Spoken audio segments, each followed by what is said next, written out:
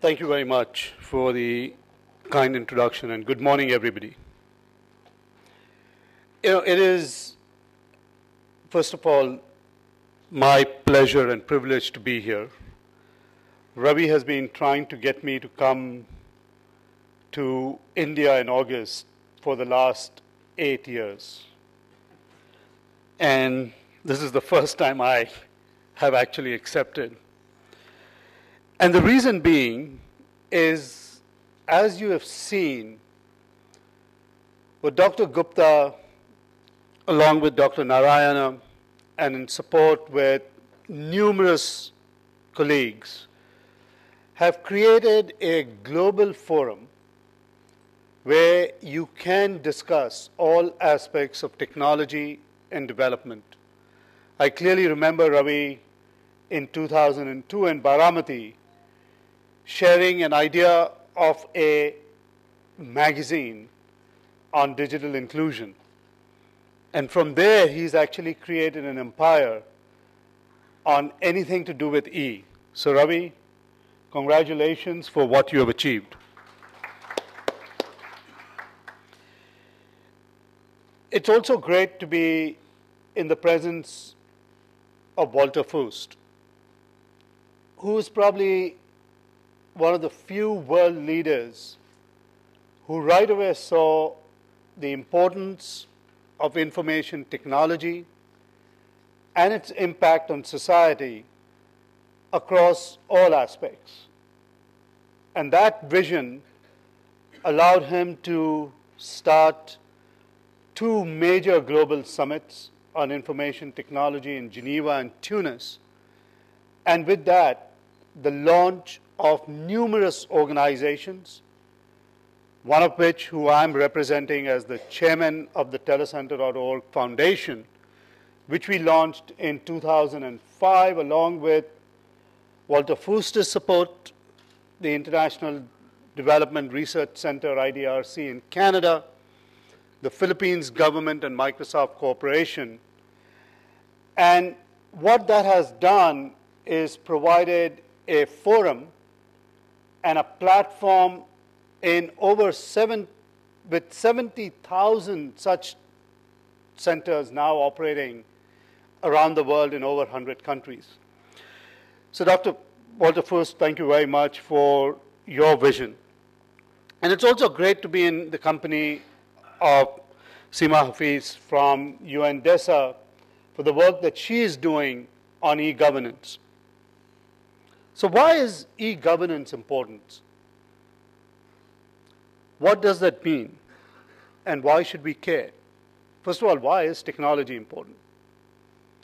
You are sitting here with your mobile phone, actually now becoming multitaskers, right? I mean, I actually don't know how.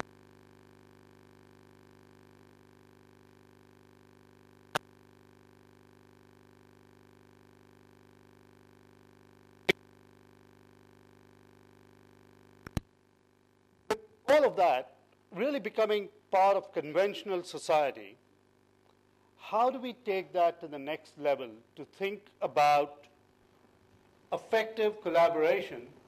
And effective is the key word, as you've seen in the US government today. Collaboration is just a byword.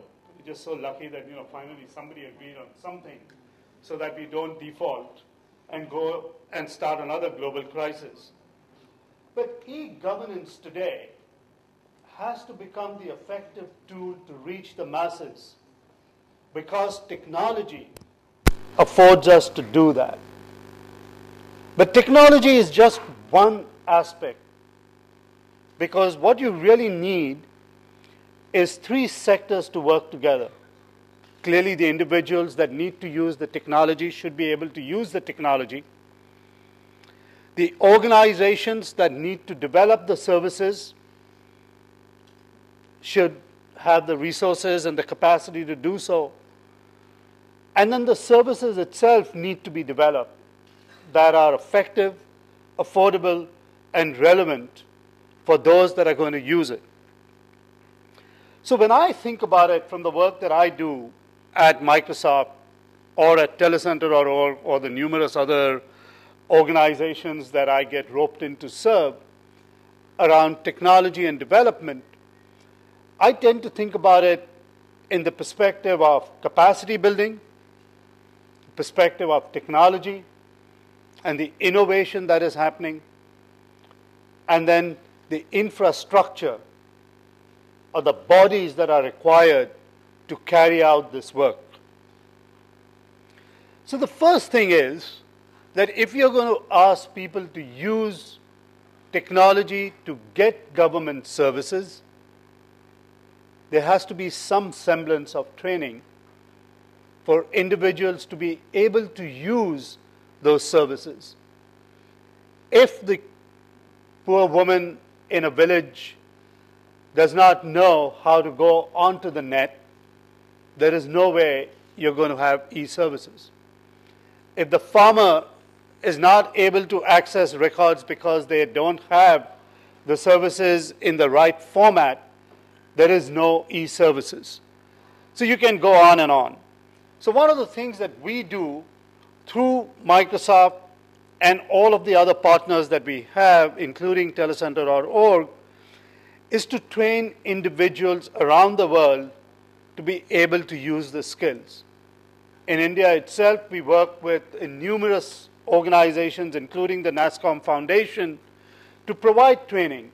And we've reached over 10 million people in this country where we've been able to provide these training and capacity building so that you've got an ability for people to use this. And around the world, over the last 8 years that we've been doing this program, we've reached over 190 million people. But clearly with a population of 6.5, and you even look at it and say 2 billion of that need training, there is a long way to go. If we truly want to make sure that e-services and e-governance is extending out to all segments of society. The other aspect that becomes very important is how do you build the capacity of organizations that are in the business of getting people to use e-governance and e-government services, have the capacity to do so, and that is the nonprofit organizations. How do you build the capacity of nonprofit organizations to effectively use technology in a way that makes sense, but then also for them to innovate through the use of technology so that they can carry the innovation work out to reach the most marginalized aspects of our society. So one of the things that is important is to ensure that nonprofit organizations do have stable and secure technology, are able to optimize service delivery, and then we need to think about innovation. And let me give you one example of what I mean by innovation. Now, at Microsoft, we have this new device called the Kinect. Some of you may have heard of it. It is really for you to play a game without a controller. The body itself is the controller. It's essentially a 3D camera with an infrared motion recognition system that allows you to stand in front of a television, wave your hands, kick a ball, hit a racket, and you do that without having a controller. Now, the company spent multi-million dollars in research to develop a device that costs today $150. It is the research, the nonprofit, and the academic community that has hacked the device and provided different services on that we could never imagine. Clearly, the first time we saw these hackers, the company said, okay, what do we do? Shall we put a stop to that? Then some saner heads prevailed and said, look at the innovation that is happening. Because people are out there using this device in all sorts of different ways.